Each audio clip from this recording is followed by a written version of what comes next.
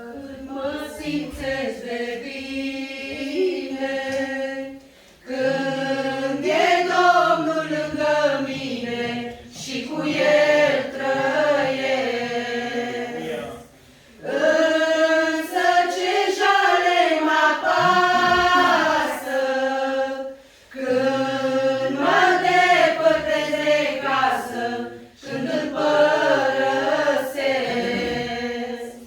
Însă ce jale mă apasă când mă depărtez de casă, când îl părăsesc.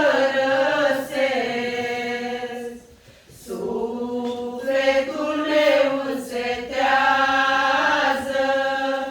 și ochii mei lăcrimează când am pe Iisus.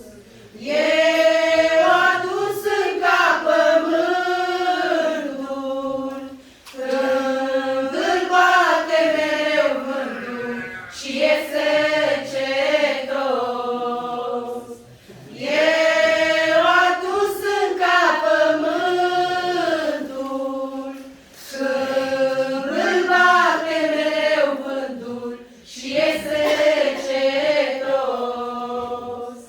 De aceea, frățioare, ca și cerbul la izvoare, eu alerg mereu. Și de aflu pe El iară o frumoasă primăvară, e sufletul meu.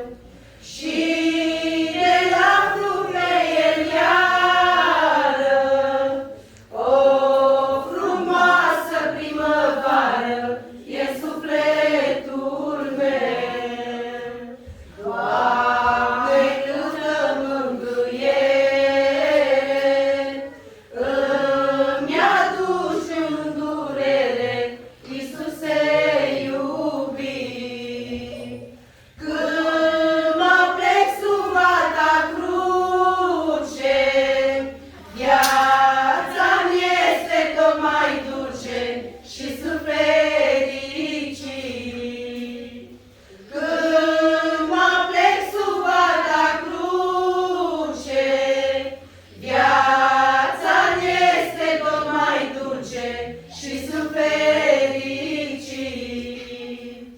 Doamne, cât voi fi în viață, neîncetat Tu mă învață ca să sunt mereu.